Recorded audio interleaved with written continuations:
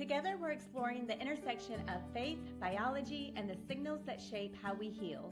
You'll hear conversations about nervous system safety, peptides and cellular communication, prayer, trust, and what it means to live aligned with design. No hype, no pressure, just curiosity, relationship, and truth. Welcome to Prayer and Peptides. Today we have another great guest with us. We're sitting down with someone who has walked through their own journey of challenge, awareness, and growth. And today he's sharing it all with us. And I mean all of it. I'm so excited for y'all to hear from this guy. He's been an instrumental part in my life for the last 20 years. And I'm so excited for y'all to get to meet him and talk to him. So we're going to start how we normally start, with a deep breath, just to get into presence. So take a deep breath, an inhale for 4, hold for 4, and that big exhale for 6, and blow it all out. This longer exhale signals your body to relax, to be present in the moment, helping you shift out of the stress and into a calmer state. And I know for most of you, this is the first time you've taken a breath all week. So the word of the episode this week is athlete. Breathing is really important to athletes to get into that zone and in that mindset. So as we get into today's episode, I am going to let Amy introduce Tyler. Wow, I am so excited to introduce Tyler because every single time I talk to him, I learn more about him. He's absolutely incredible. Not only is he a D1 athlete, that he was a swimmer for Arizona, which, let's just shout that out. That is huge right there.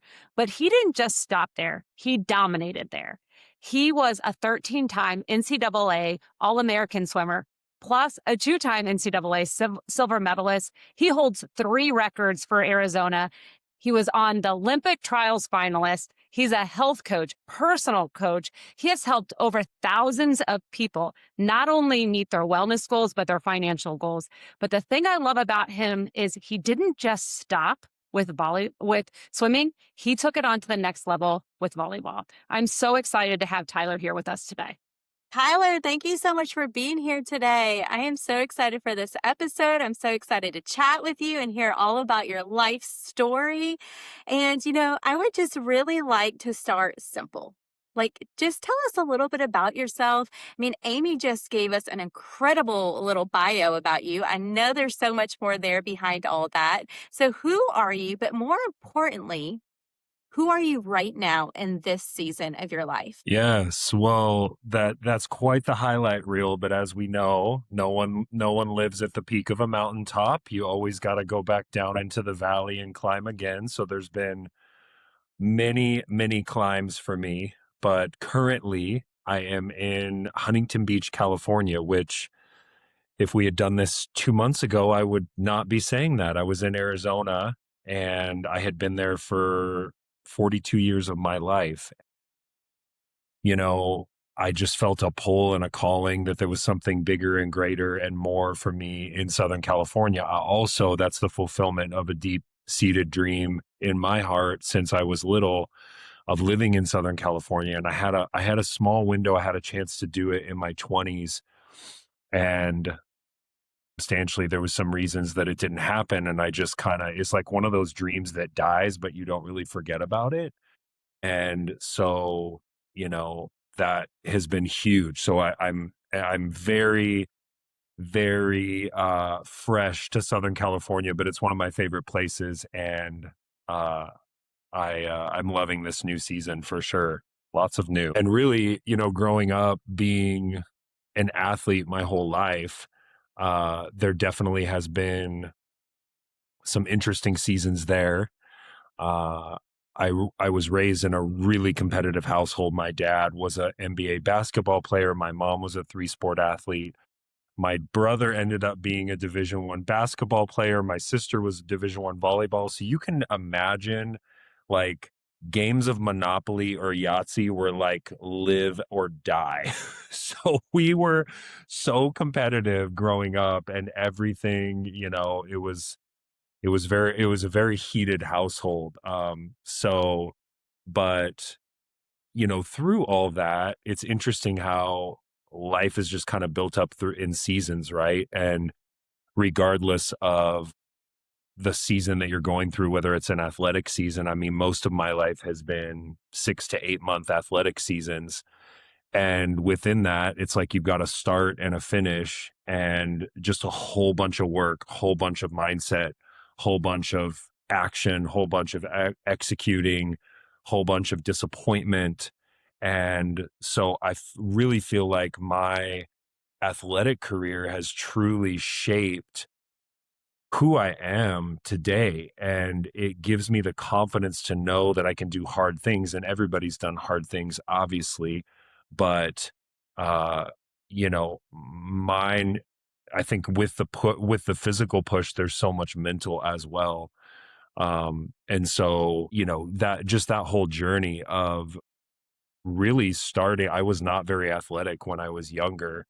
And I was also very awkward, very shy, was not very popular, was picked last on athletic teams growing up. I did not have that much friends as a child. Like I was very much a late bloomer and kind of had like my glow up moment in high school, moving into college. And, kind of found my tribe because I tried so many different sports and I was just terrible. And then I get in the water and it's like, oh my gosh, just some kind of sea creature. Uh, and all of a sudden have the coordination and the balance and all the things that I didn't quite have on land. But shifting after my swimming career into volleyball was really an interesting challenge as well, because I was able to have a new mountain to climb and, was not very good at volleyball in the beginning. But anyways, tell me what else I can tell you, because I'm just going to keep talking. No, I love that you keep talking, but I'm going to ask you a question. Yeah, Being a please. D1 athlete, and I hear you talking about the transition from swimming, but then getting the drive to go into volleyball. During that time, have you ever had your body feel off or just not where you want it to be? And then how did you overcome that? Well, sure. I mean, we always joke now that we grew up on just crazy processed food. I mean, we were all just inflammation machines, trying to get the best performance we possibly could.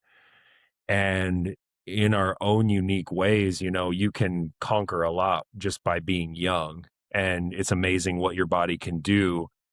But I started to notice, I think, probably in my mid 20s to later 20s, early 30s, I started to develop autoimmune issues. I started to have food sensitivities. It was almost like all this stuff that my body had to process all of a sudden just reached a toxicity level that the warning signs like, please check engine, please pull into, the mechanic, like you need help.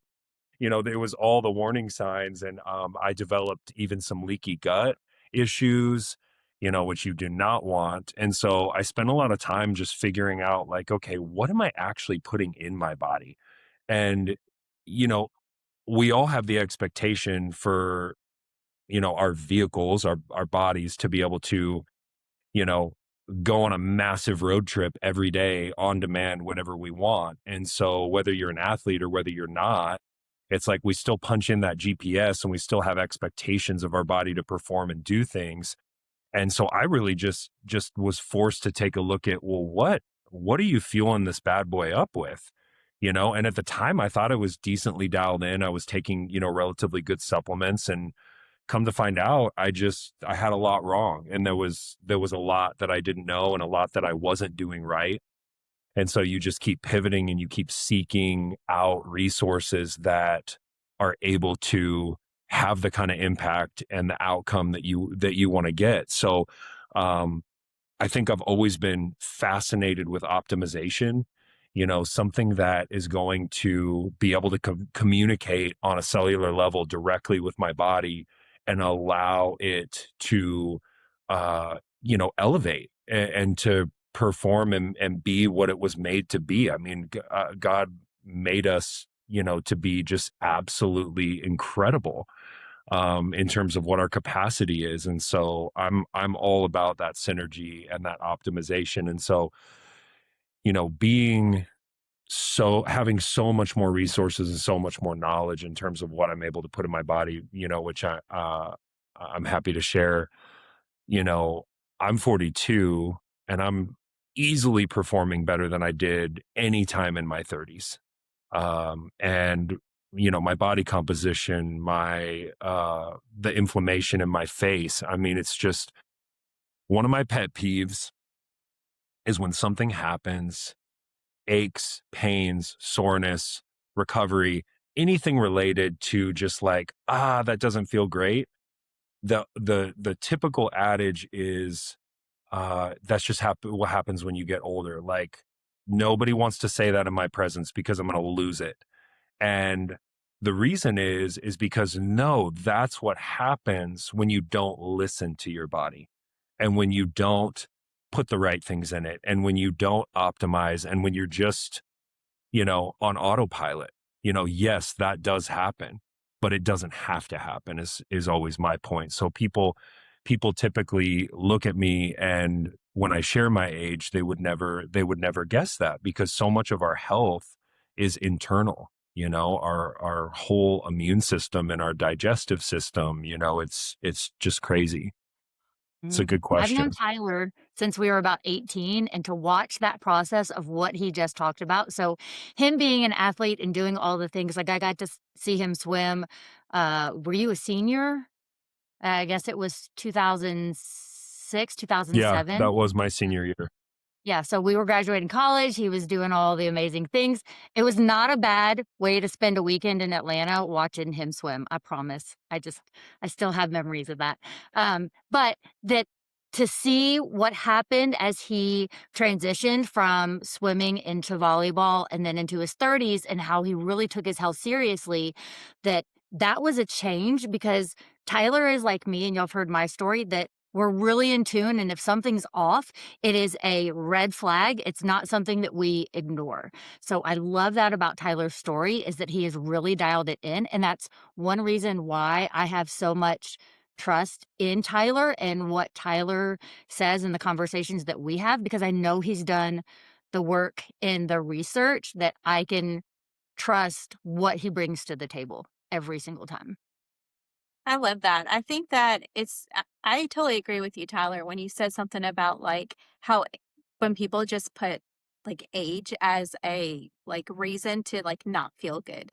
And all of the training that I had through health coaching, that was something that was talked about a lot, was that, yes, we're always going to age, but there are things that we can do to maximize and optimize our health and our day to day.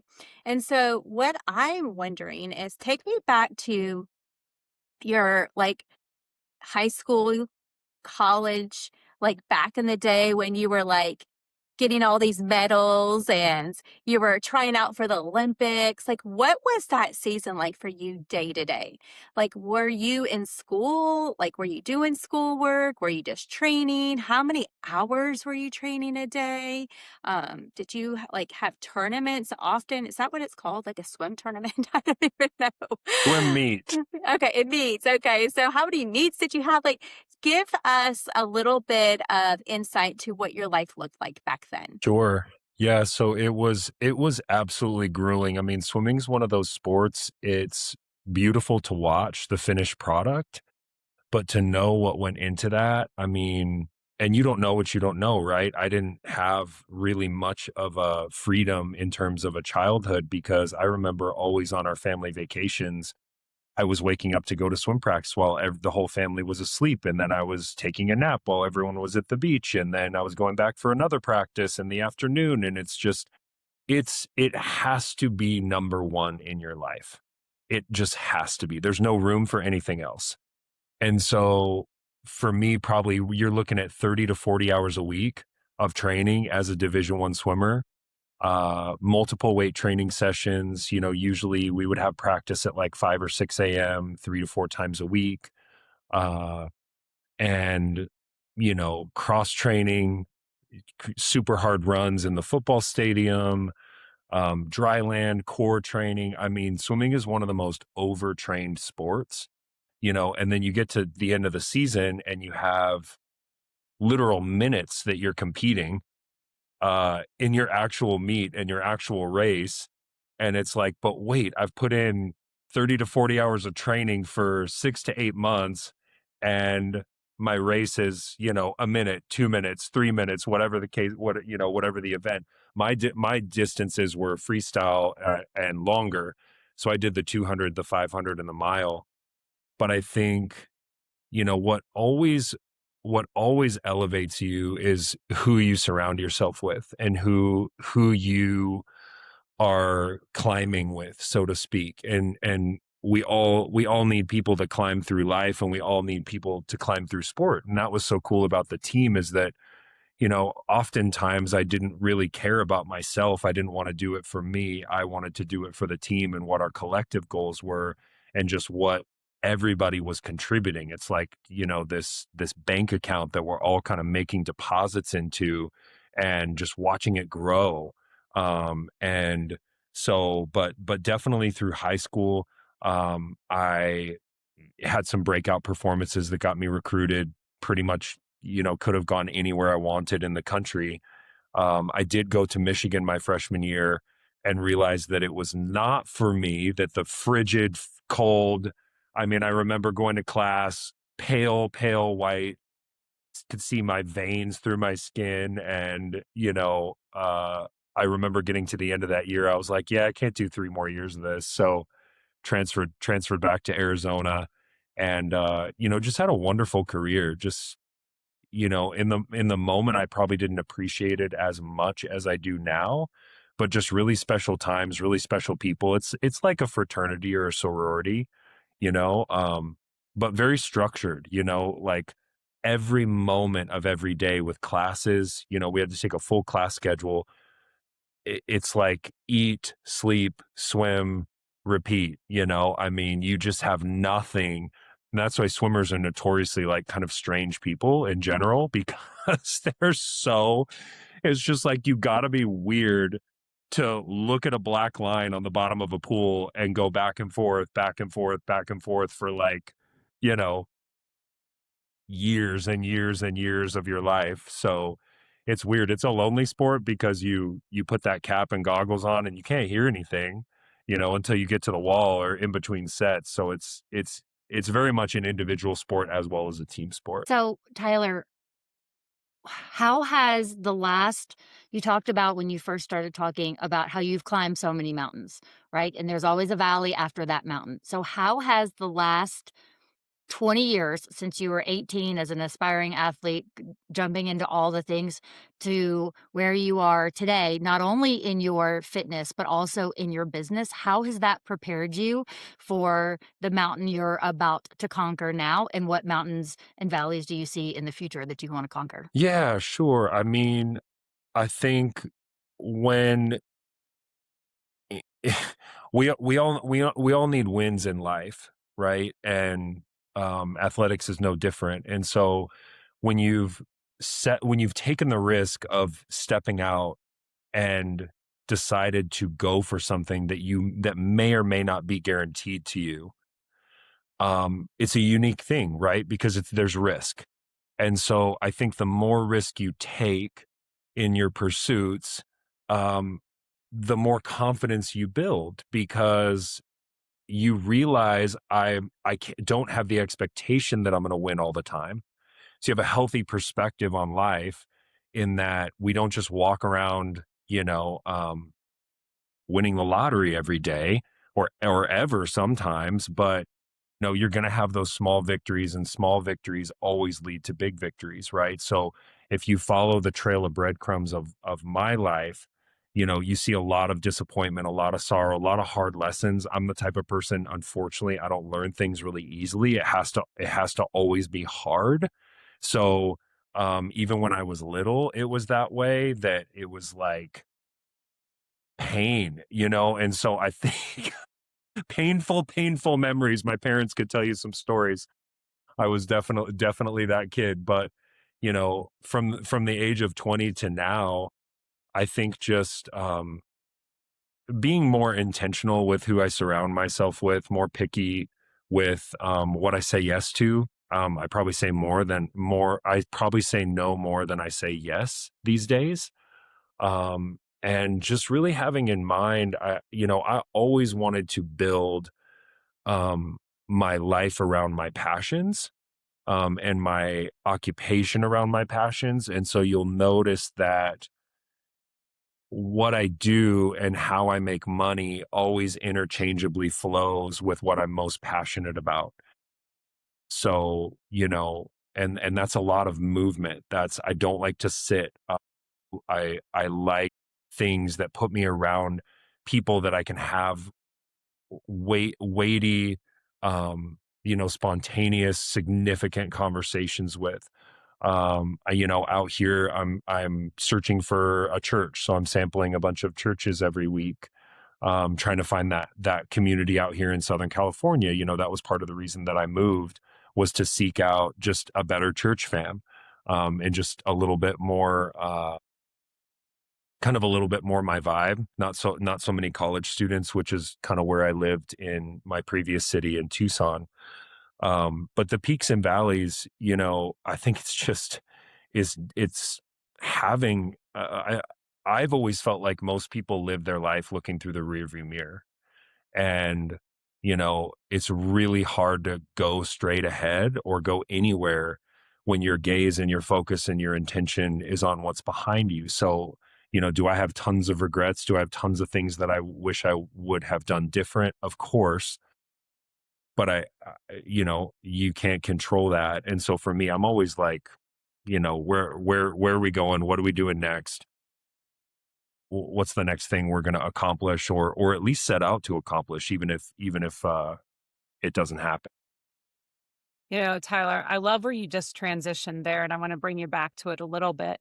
One thing I do notice about you, since I've known you a couple years now, is you are very much like Anna, where you are so in tune. I'm going to use the word signals and understand, if we're out someplace and you're tapped out, like you need to recharge your social battery, you know when to step out. Like you're very disciplined. Something that I really appreciate about you, because I do believe when you give your time to people, that is a huge gift, because it's not something that it's not that you don't want to pass it out to everybody, but you are very in tune to those that you're leaning in on. And I think that's a wonderful quality. And one thing I want you to explore a little bit and talk to us about, as you were talking about your church family and like trying to seek that out and your journey in your faith, can you kind of talk to us maybe about your faith journey over the years, wherever times you were leaned in or leaned out, and kind of describe how that was for you? Sure. Yeah. So, I one of the companies that I worked with, one of my direct sales companies, through, just immense prayers and patience and, just wonderful mentorship. I actually became a Christian in 2009 in that company. And, I think since then, probably I would say be growing up in such an accomplishment oriented household where the bar was set so high, and where it was kind of like could be very legalistic. I think my faith journey has been figuring out, not that I haven't figured out by any means, but just figuring out like what grace actually looks like, and being willing to accept that, and not live in a total performance oriented type of mindset. I lived my whole life keeping score, essentially. Where am I at in my season? And, if you're not winning, you're losing.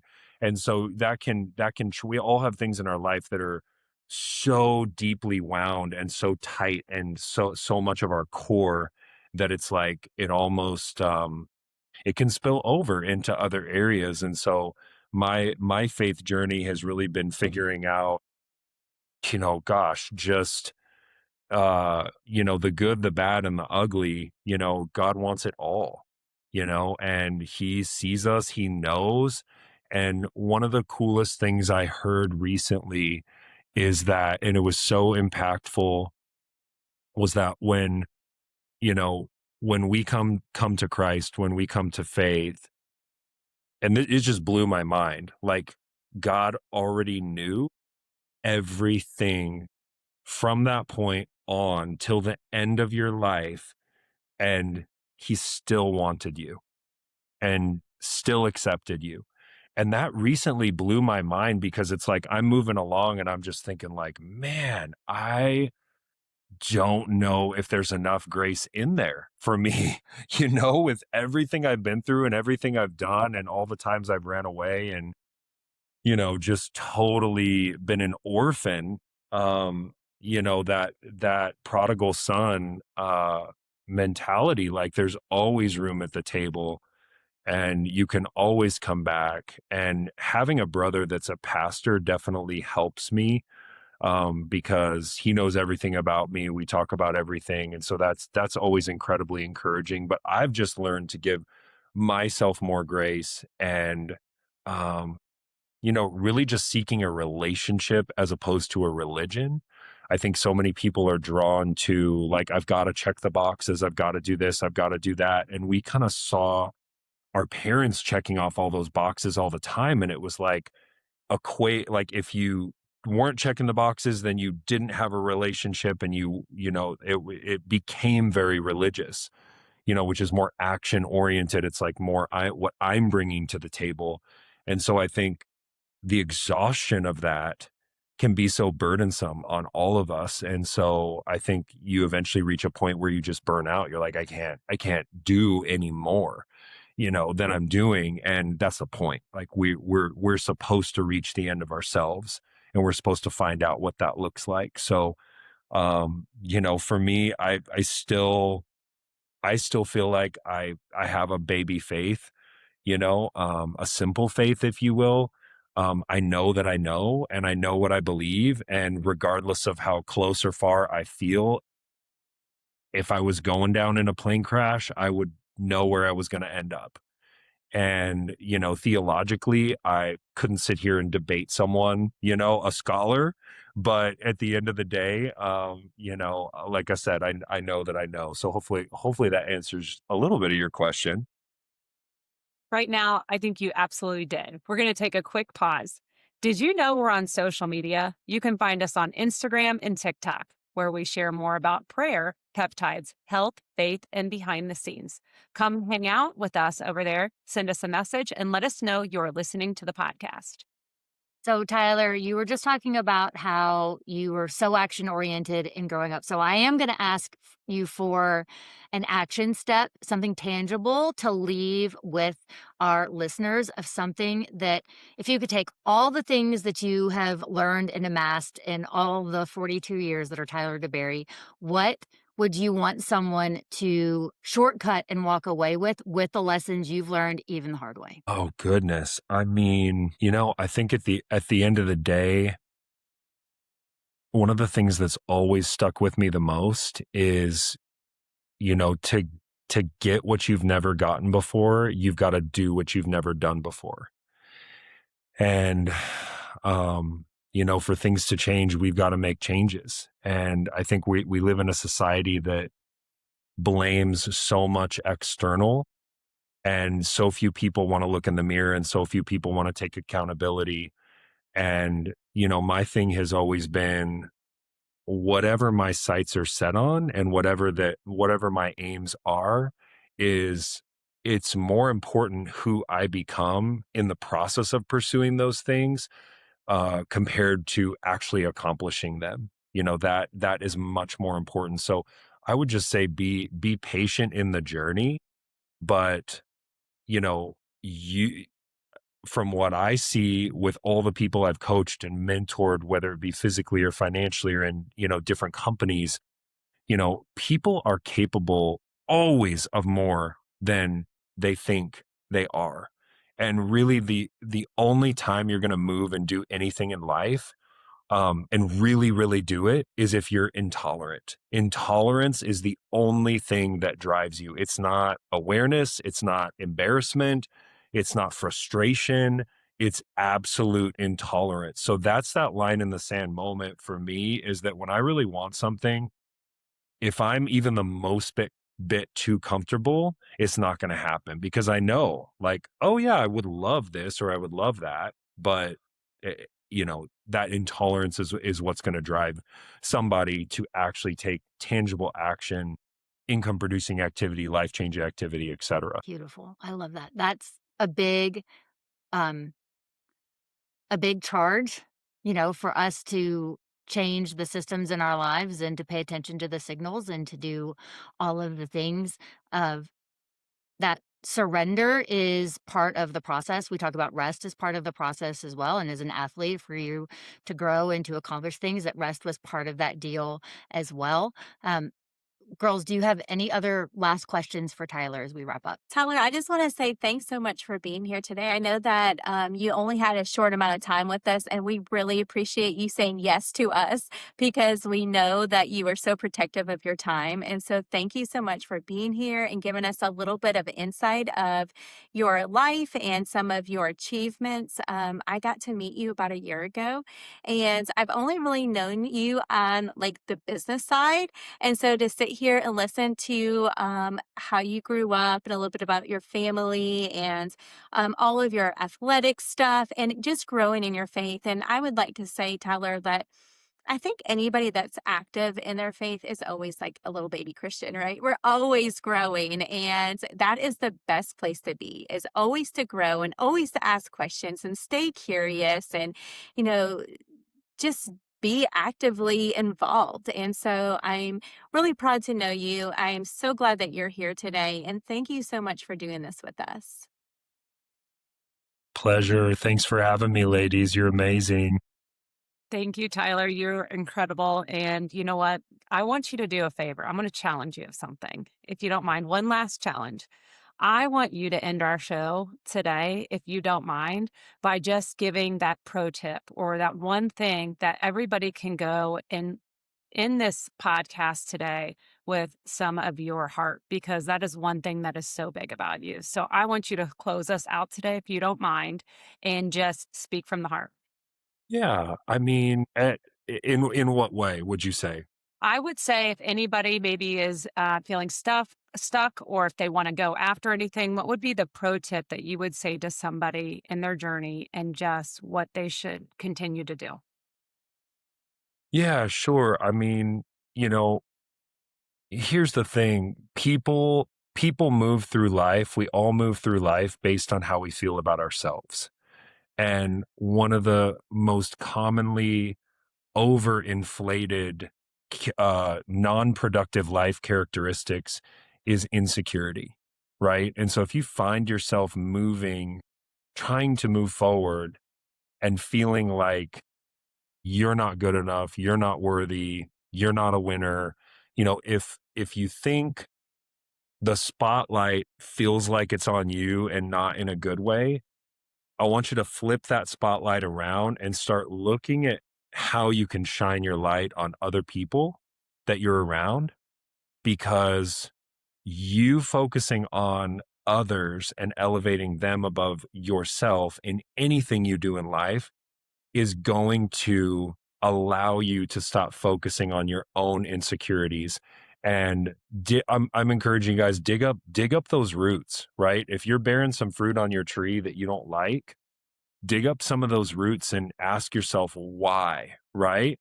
Because we can all see what we see, but if we don't ask the question why, or where's that coming from, or why is that there? And I have to constantly be mindful of that in terms of my responses and how I move through life and just how I handle certain things with people and dynamics. Like, is that me or is that them? And usually it's me. It's usually some kind of past trauma or some kind of rejection or some kind of, something that I went through that, remember, insecurity, everything has to run through that filter in life. So if you've got that real strong, then it's going to water down every aspect of your life. And that's been one of the most critical growth points for me, is people wouldn't know it by meeting me today or looking at me today, but I always have to continually grow in that area because of my childhood, of my past, of, just rejections and failures and different things like that. So I always have to remind myself who I am, and what I'm doing is just what I do in terms of my work or my athletics. Who I am is completely separate from that. It just happens to kind of insert in. So, Well, thank you again, Tyler, for being here and sharing all of your wisdom with us. And as always, stay curious, stay focused, and live on purpose, one signal at a time. If something in today's conversation stirred you, send it to the person who came to mind.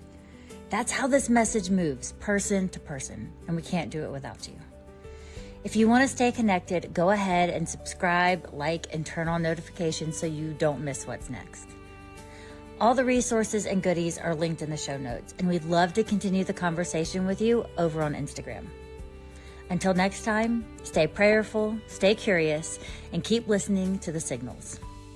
The content shared on Prayer and Peptides podcast is for educational, informational, and inspirational purposes only. This podcast is not intended to diagnose, treat, cure, or prevent any disease, nor is it a substitute for professional medical advice, diagnosis, or treatment. Discussions around peptides, nervous system regulation, stress, sleep, hydration, and wellness are presented as general educational concepts and reflections on the body's design, not as medical recommendations. Always seek the advice of your physician, a licensed healthcare provider, or qualified medical professional regarding any medical condition, symptoms, medication, supplements, or health discussions. Never disregard or delay seeking professional medical advice because of something you heard on this podcast. The host and guests of Prayer and Peptides are not acting as medical providers. Any personal experiences or stories shared are anecdotal and not intended to imply guaranteed outcomes. Spiritual reflections, prayer, and scripture-informed insights are offered as relational and supportive practices, not as replacements for medical or mental health care. By listening to this podcast, you acknowledge that you are responsible for your own health decisions and that Prayer and Peptides assumes no liability for actions taken based on the information presented.